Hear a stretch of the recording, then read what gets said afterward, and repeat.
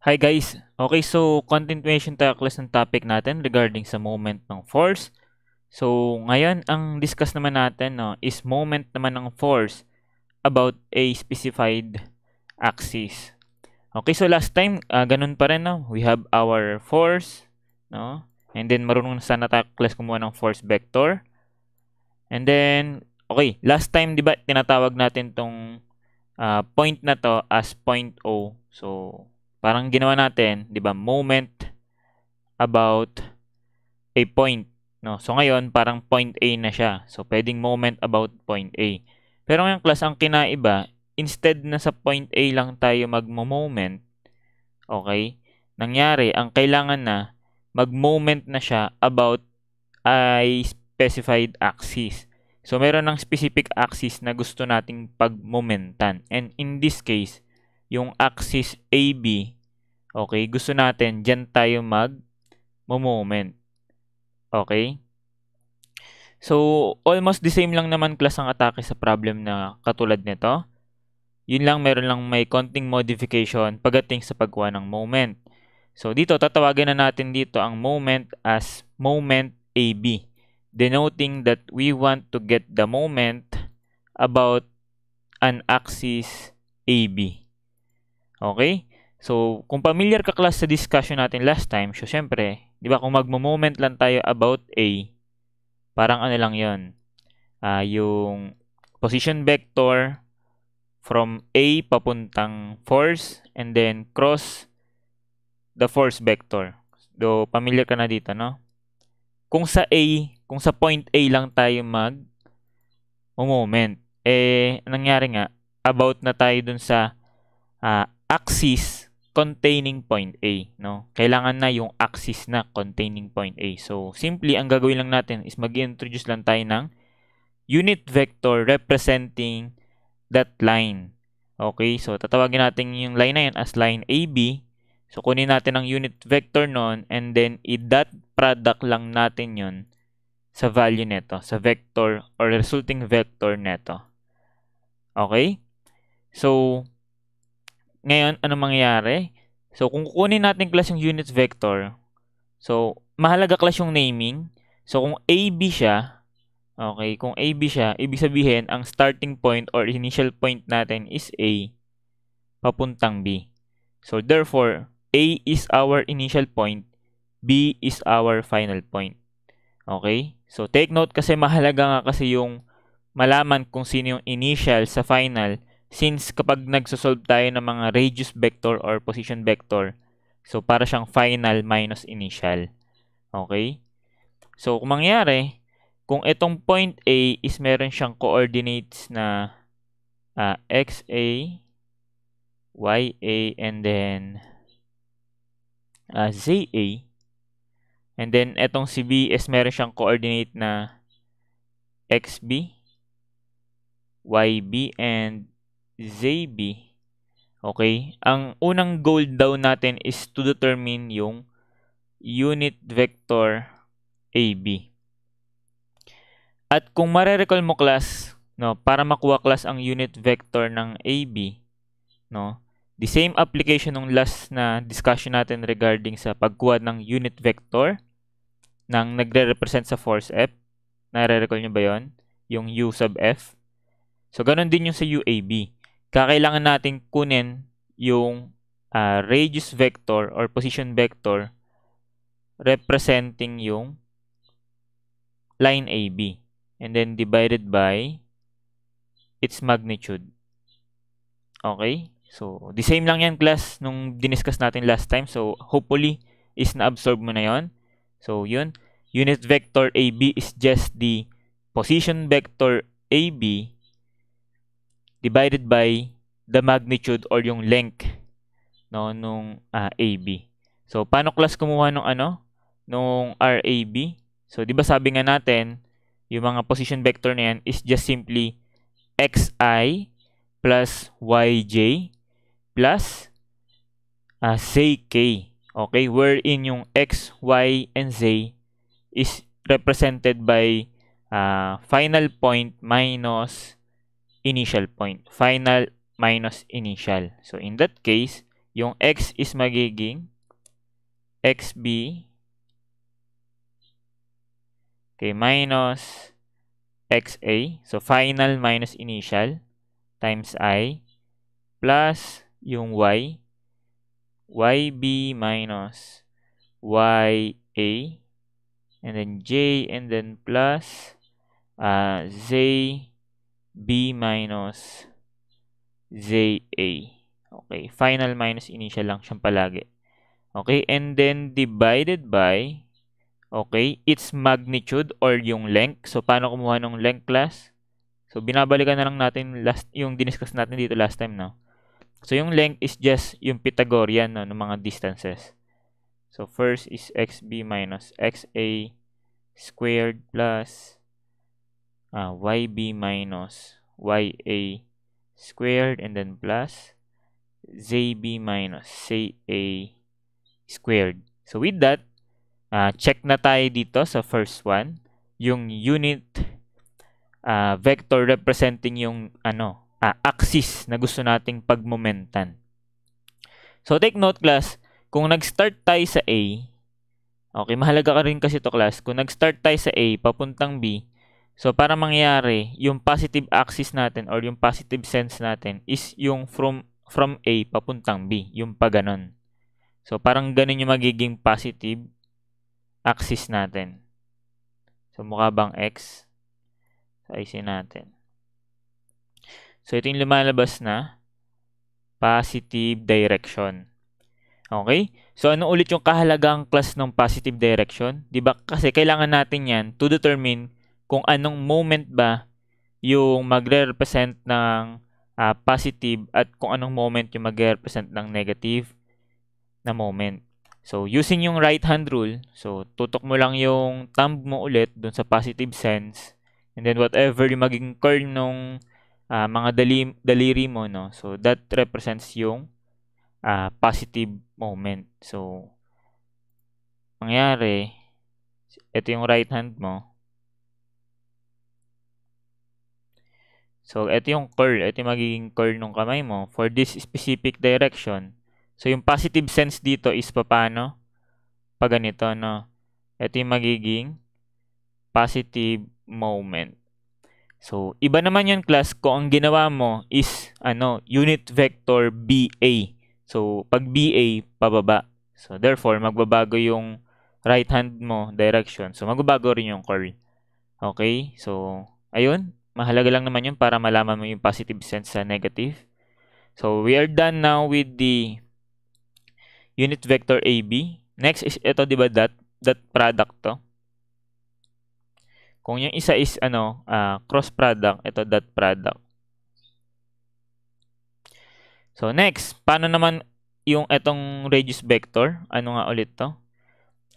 Paano ipapakita yung radius vector na yan? Di ba sabi natin yung radius vector na yan or yung position vector na yan is the vector connecting yung point kung saan ka nagmo-moment and then yung point na dadaan dun sa line of action nung force. So, ganun ulit. So, di ba yung last discussion natin, kung halimbawa sa point A tayo nagmo-moment, so mangyayari, ko-connect lang natin yung A papunta dun sa any point along dun sa line of action, okay, nung force natin. So, from A papunta dun sa line of action. So, pwedeng ito. Yan. Pwedeng yan yung mga radius vector natin kung sa A tayo nagmo-moment. Okay? Kung ang topic natin is moment about or moment of force about a point, no? Moment about a point. So, na-discuss ko na yung last time sa inyo. Yan. Basta any line or any vector connecting yung point kung saan tayo nagmo-moment and yung point na dadaanan ng force, ayan, pwede natin yan tawaging yung radius vector natin. So, ano naman yung radius vector or position vector pagdating dito sa topic na moment about a specified axis? So, class, actually, walang kinaiba yon. So, the same lang. Okay? So, wala palang bago, class, no? Yung bago lang unit vector na AB. So, the same lang class, ang mangyari, hindi nga lang tayo limited sa point A. So, basta ang mangyari, kung saan ka magmo-moment, kailangan i-connect mo yung point from that papunta dun sa line of action ng force F. So, pwedeng ganyan. A to line of action ng force F. Pwede pa rin to class. Ito is another way na mag-present ng radius vector. So, pwedeng from B, okay, papunta dun sa line of action, radius vector din yan. Okay, kasi yung B, point yan na, di ba? Nandiyan ka pa rin nagmo-moment. So, part siya ng kung saan ka magmo-moment. So, pwedeng from B, papunta dun sa line of action ng force. So, pwede ring pa ganyan. Basta kahit saan. Basta connecting yung point na dinaanan ng axis mo. And then, papunta dun sa line of action ng force. Ayan, lahat yan. Pwede mong gamitin yan as position vector R. Okay? So, magkakaiba lang naman yung magiging niyan, yung value niyan. So, syempre, iba-iba yung reference mo. Pero class, yung final answer na ipoprovide niyan is the same lang. So, it depends only na lang dun sa conveniency kung sino doon, okay, sa mga radius vector na yun or position vector na yun, yung madaling kunin. No? Kung sino yung madali, syempre yun yung gamitin mo. So, with that, class, ayun lang naman siya. Hindi na masyadong mahirap. So, I think we can now proceed na lang sa ating sample problem para mas ma-absorb natin yung topic natin regarding this one. Okay? So, kunin ko lang, class.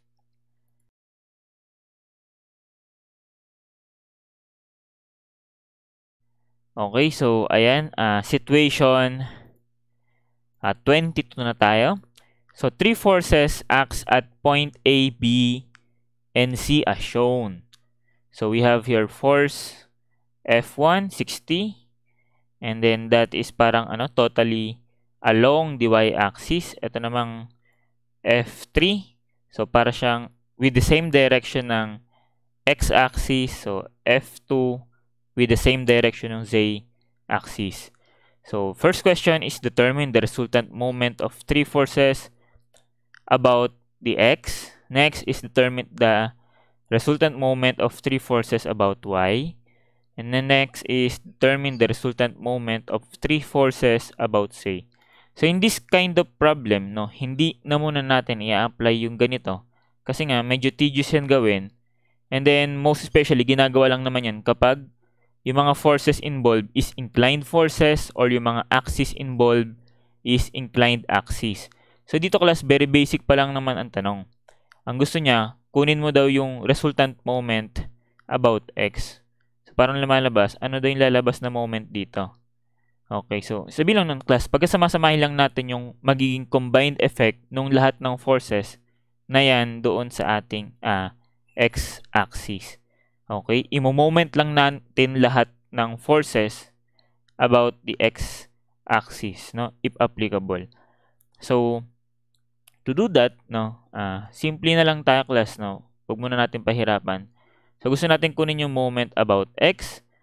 So, that is just the summation ng lahat ng moment about x, okay, ng lahat ng forces. So, recall that we have 3 forces involved, F3, F2, F1. Kanya-kanyan class may sarili-sarili silang moment about x-axis.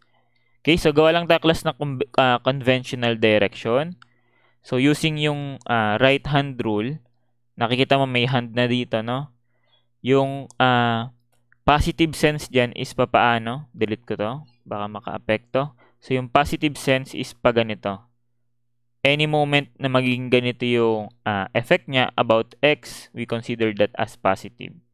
So, counterclockwise moments to be positive. So, now, let's start with our force 1. Okay, so, yung force 1, kung titingnan mo, may chance yan na umikot about x, May capacity siyang umikot about x. And then yung lumalabas na distance niya about that axis is what? So, ang gagawin mo, same lang ng solusyon natin before. Provide mo muna yung line of axis or line of action rather. Line of action ng force. So, yan yung line of action niya. And then from the x-axis, So, pili ka ng point. So, piliin natin yung point O. And then, project lang tayo ng perpendicular distance papunta doon sa line of action. Perpendicular. Okay? So, yung distance na yan represents yung moment arm ng F1. So, therefore, we have yung F1 natin and then yung moment arm niya is what? Etong 2 feet. Okay? And then, positive siya kasi nga counterclockwise yung effect niya. Positive. So, 2. F1 times 2. Okay? So, next, we try yung, yung F2. Okay, yung F2, drawing natin yung niya, yung line of action niya. So, take note yung F2, nasa likod yan ng box ha. So, kung nakikita mo yung box, nandun pa siya sa likod. So, kung ano nga natin to, bigyan natin ng projection. Ayan, nandun pa siya sa sa likod ng box natin. So, baka akala mo kasi nandito siya sa z-axis. No? Hindi siya doon. Pero, siya? Along z. Okay? So, kung nandiyan siya, ang projection niyan is, and project natin, gawin ko na lang, orange. And, so, ito yung projection niya, vertical, So, measured from the, axis or x-axis, kasi doon tayo nag-iikot. So, ito yung ating x-axis. Okay na ba yan? So, ayusin ko lang. So, ito yung ating x-axis. Ayan, continuation. So, kung makikita mo, from the line of action, ito, papunta dito, ito yung perpendicular distance, no? Yung nasa likod. So, sana na-imagine mo yun. And then, that is equivalent saan? Dito sa 2 feet. Okay, so 2 feet yan. And then, ano yung magiging ikot niya? So, kung pababa siya, parang iikot siyang ganun, no? Nakita niyo ba yung ginawa ko? So, pababa, ikot siyang ganun. Kailangan lang class imagination, no? So, magiging ganito yung ikot niya. About x. Ayan. So, therefore, counterclockwise ang effect, di positive rin siya with a moment arm na 2 feet. Okay? And then, next is itong yung F3. So, yung F3, ito yung line of action niya. Okay? So, ang ruling dito class, no, kapag yung tag dito, yung line of action niya is parallel doon sa axis, kasi ito yung line of action niya, di ba? Ayun yung line of action niya, yung paganyan. Yung axis natin paganon din. So, hindi mo ngayon ma-determine class kung ano dyan yung gagamitin mong perpendicular distance. Kasi nga, hindi naman talaga iikot yung yung parallel force doon sa axis. So, isipin mo, ito yung axis. Okay, ito yung axis. As ito yung force mo. O, paano iikot yan, class? Dire-diretsong ganyan yan. Okay, so hindi siya iikot kapag parallel yung axis. Unlike yung, ito yung axis, tapos nakaganito yung force. Ayan, no, iikot yan. No, yung mga not parallel dun sa axis, iikot. Pero pag parallel, hindi siya iikot. Wala siyang moment arm. No? So, wala siyang moment. Okay, so ganun na lang natin sabihin. So, therefore, yung F3 is walang moment about x-axis. So, tawagin natin 0. So, ayan, simplify na lang yan, class. So, magiging 60 pounds times 2 feet plus 50 pounds times 2 feet. Okay, so with that, class, ilan yung lalabas na sagot? So, sagot is 220, no? 220 pound-foot. So, yun na yung lumalabas na moment about x-axis. Okay? So, medyo simple lang yan, class, no? Sabi ko, wag muna nating pahirapan kapag ang mga forces involved is mga perfectly horizontal, vertical, mga ganyan. Okay?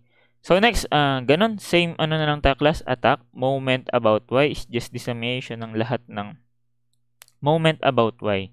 So, if you use our right hand rule, so kung tignan mo yung right hand sa figure, ang positive moment ay pag ganito. So, kung titignan ko yan sa y, ano ulit yan? Yung parang pa counterclockwise. So, we consider counterclockwise moments to be positive. Okay, so bura-burahin ko lang yung mga ano dito.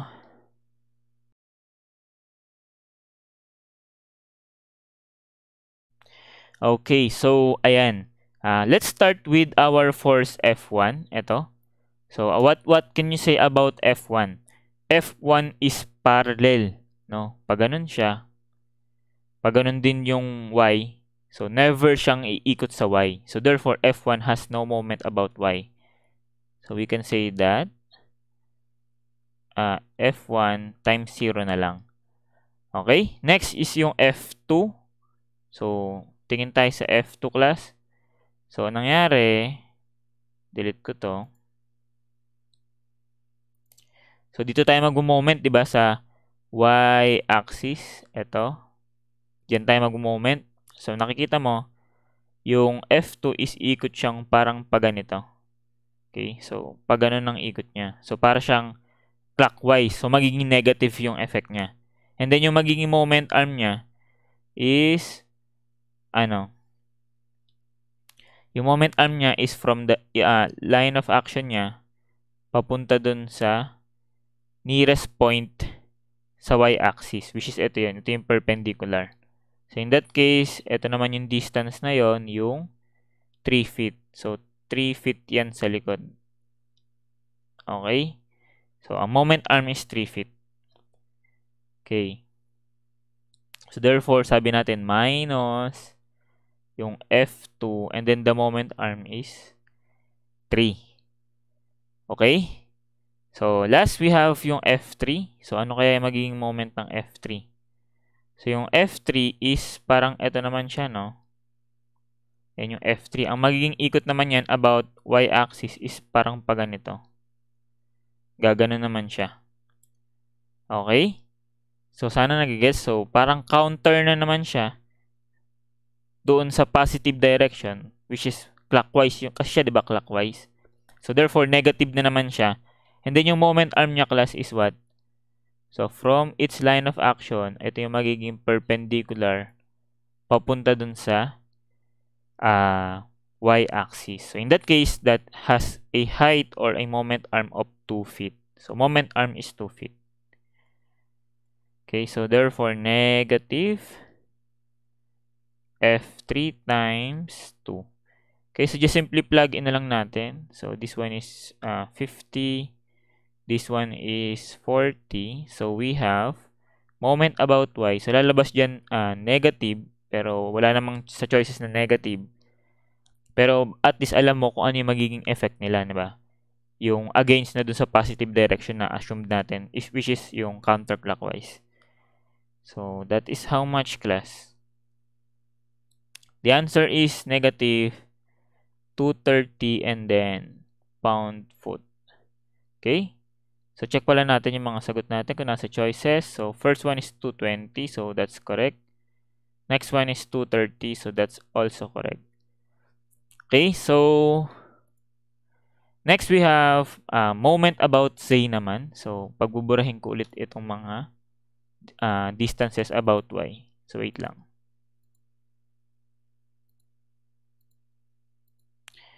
Okay, so ayan, moment naman tayo sa say, and then if we consider yung right hand rule, so lumalabas na positive direction is a moment like this.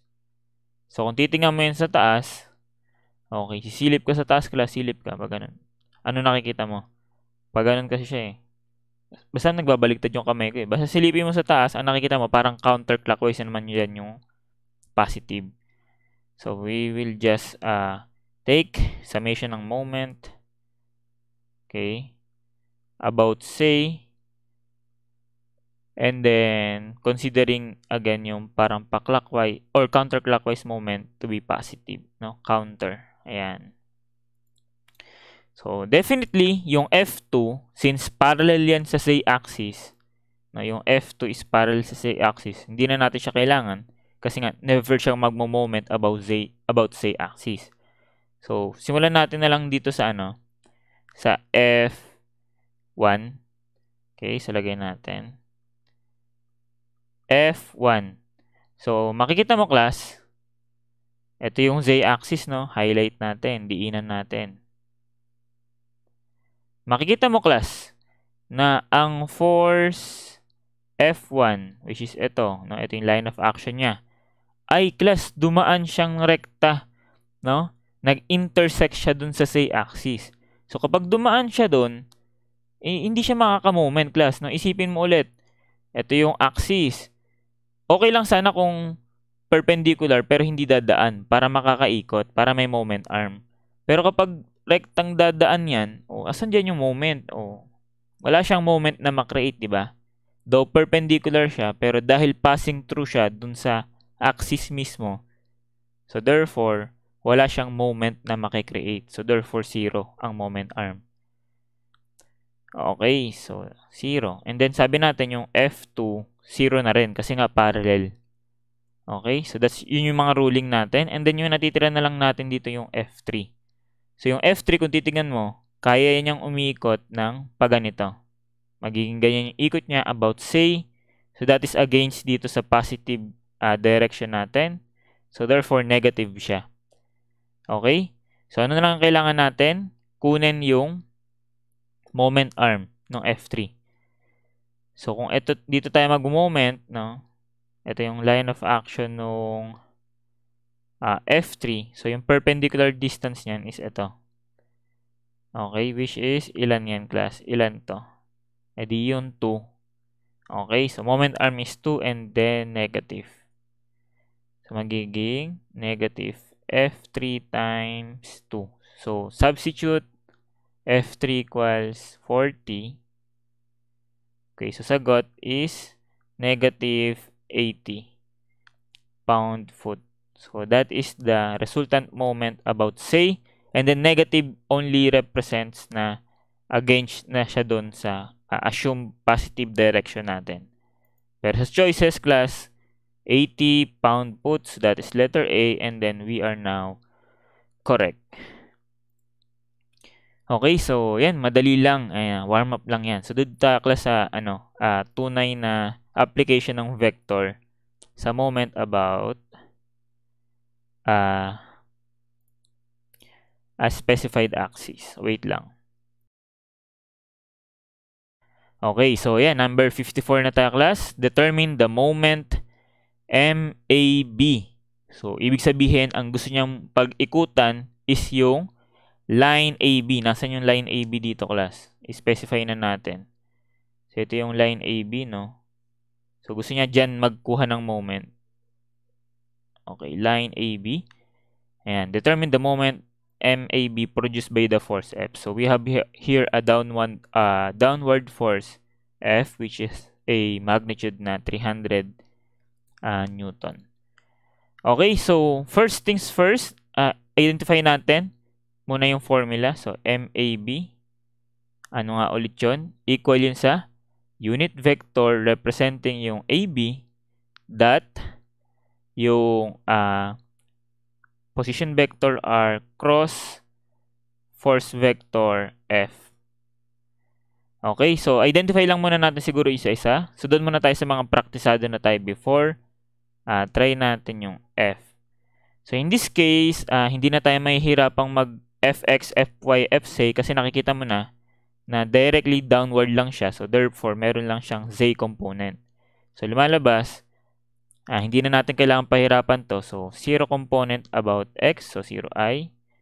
0 component about y, so 0j. And then, plus, since downward yan, so negative 300 na component about say. And then, k. Okay, so wag mo nang pahirapan pa, class. Ganyan lang yan. So next, doon muna tayo sa R, no? Sa R. Okay, position vector R. So sabi natin yung position vector R is a vector connecting what?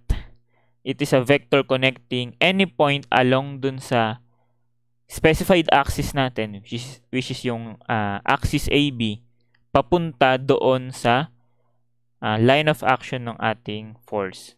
So, kung ito-drawing ko ang line of action ng force natin, so vertical lang naman yan. Okay, ito yung line of action. Okay. Tapos, pili ka daw ng any point doon sa axis. So, syempre, pipiliin mo yung pinakamadaling point dyan, class, which is itong point A. Kasi yung point A, meron siyang coordinate na 0, 0, 0. Exactly nasa origin siya. Pero pwede mo rin naman gamitin itong B. So, ilan tong B? Para later on, try lang natin o practice lang. Yung B has a coordinate na 0.4 about X, and then 0.2 sa Y, and then wala naman siyang inangat, so 0 about say. Okay, yan lang yung mga coordinate. Try lang natin. Since kailangan rin naman natin siya later on. So, ito yung A, ito yung B. So, pwede natin class gamitin yung position vector na A papunta saan. So, sino ba dito sa line of action nung force F ang merong coordinate? Sino dyan? Ito ba may coordinate ba yan, class? Wala, di ba? O sino? Ito ba meron? Wala rin. Ang meron dyan, class, nadadaanan ng force F ay itong C. No? Siya yung alam natin yung coordinate. At ang coordinate niyan ay, so yung X niyan is 0.6. Ang Y niyan is wala. Pero meron siyang Z na 0.3. Okay, so palitan ko lang kulay nito siguro. Okay, so ayan. No? So sabi natin, yun nga, yung radius vector or position vector is a vector connecting any point doon sa axis, which is pinili nga natin yung A, papunta doon sa any point along doon sa line of action ng force, which is yung point C naman. So, ito, connect natin yan. Ayan, yan yung ating magiging radius vector or position vector R. Okay? So, pwede mo rin namang itry ito, class, yung B, papunta dun sa C, gamitin mong R. So, iba nga lang yung value niyan, pero later on nga, sa final answer mo, same lang yung magiging result. So, sige, practicein lang natin. Tawagin natin tong, let's say, R1. Ito, R2. So, para mapatunayan natin tama nga at parehas lang. Kasi hindi natin ito nagawa, last time, no, sa, moment about a point. So, marami doon cases, class, sa sample ko na pwede kang gumamit ng ibang position vector. Yun nga, kung nare-recall mo sa last sample problem natin doon, no, may pinili tayo na gusto natin yun na lang yung position vector kasi mas siya, simplified siya. Pero ngayon, class, patunayan natin na same lang yung lalabas na final answer. So, para matry lang natin. So, if you are talking about R1, so that is final minus initial. So, yung final is yung point C. And then yung initial is yung A.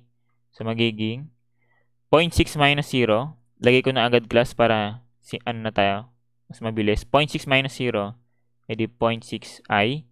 Plus 0 minus 0, edi 0j. And then plus 0.3 minus 0, edi 0.3k. So, what if yung napili mo naman is yung R2? So, final minus initial. Yung final mo is still yung C, and then yung initial is always yung doon sa axis kung saan ka mag-iikot, yung point P. So, 0.6 minus 0.4, 0.2i. Next is 0 minus 0.2. So, that is negative pala. Negative 0.2j. And then plus 0.3 minus 0. So, 0.3k. So, hopefully, nasundan nyo yung ginawa natin. So, iipit lang muna natin yan dyan. So, wala pa tayo neto, class, yung unit vector AB. Pero recall that yung unit vector AB is just its radius vector divided by its magnitude. So, therefore, kailangan lang natin kunin yung RAB. So, take note, first letter yung initial. Okay, siya yung initial, and then yung second letter, siya yung final. So, mangyari, B minus A tayo. B minus A, B minus A, B minus A. Okay? So, yung vector na yan is what? So, B is 0.4, A is 0. So, 0.4 minus 0, edi 0.4i. And then plus 0.2 minus 0, edi 0.2j. Plus 0 minus 0, edi 0k. Okay, so yun na yun. Again, ang gawin na lang natin siguro, itong force vector, store natin yan sa vector A. Ito, store natin sa vector B. Ito, pwedeng hindi mo muna siya store or pwede na rin i-store since kaya naman ng calculator. So, sa vector C siya. And then, ito is sa vector D. Okay, so not all calculator has vector D sa vector niya, sa mode. So, yung Canon calculator natin, meron yan. So, utilize na natin yung apat na vector. So, punta tayo sa calculator. Okay, so store natin sila, no? So, 8. And then 1. So, 3 dimension. So, 0, 0, negative 300. So, next. Data, vector B, 3 dimension. So, 0.6, 0, 0.3. So, next, data, vector C, 3 dimension, 0.2, negative 0.2, 0.3. And then lastly, data, vector D, 3 dimension, 0.4, 0.2, and 0. Okay, so ipit lang muna natin yan dyan. Balik tayo sa whiteboard. So, kung gusto nating ma-solve na to, okay, so copy natin siya dito. So, ibig sabihin, lumalabas para siyang ano, yung unit vector is what? Yung RAB over yung magnitude niya. And then that, yung radius vector either R1 or R2. And then cross force vector F. So, kung sa syntax ang pag-uusapan, edi ano yan? Yung RAB nasa vector D. So, vector D over absolute value. So, absolute value ng vector D, yung magnitude, and then dot. So, may dot dun sa calculator. Okay lang yan. And then, quantity, yung R. So, piliin muna natin, yung R1. So, magiging, vector B. And then, cross, yung force vector, vector A. Okay? So, try natin yan. Ang lalabas na dyan, class, is, yung magnitude na nung, ng moment natin. Ng moment AB. So, ayan, try nating input sa calculator. So, we have, so yung una, lagyan ko yan ng parenthesis kasi, hindi niya kayang mag-display nung, yung the same ng sinulat ko na yan. So, papakita dito naka-divide lang. So, lalagyan ko yan ng parenthesis para ma-enclose ko siya. So, dito is vector D, so 6, divided by absolute value ng vector D. Ay, mali. Delete. Vector D. Ayan. And then, close ko. Okay? So, para mapagsama ko lang yung first term. And then, dot. Yung dot, ito lang yan. Nasa 8. And then, quantity. Vector B. Cross. Vector A. Okay? So, yung value nito is what? 80.498 or 80.5 positive. So, ibig sabihin positive yung sense niya with respect dun sa line AB. Okay, 80.50. So, yun na yung sagot, class, no? Our answer is what? 80.50. The unit is what? Ang mga forces natin naka-Newton, ang distances natin naka-meter. So, 80 Newton or 80.5 Newton meter, and the correct answer is what? Letter A. Okay. Okay, so hindi ko na papakita class kung anong magiging direction niya kasi ituro ko naman sa inyo using yung right hand rule. So, ang next na ipakita ko, what if yung ginamit natin is itong R2, no? Yung from B papunta dun sa line of action ng force F. So, papalitan mo lang ito class ng vector C. So, try nga natin class, no? Kung parehas ang sagot. So, pwede pa ba itong i-edit? Ayun, pwede pa. So, delete ko to. Gagamitin ko vector C. Okay, so equals. Okay, in-equals ko yan. So, same ang result. So, yun nga yung sinasabi ko nyo, class. Parehas lang ang ibibigay ng sagot.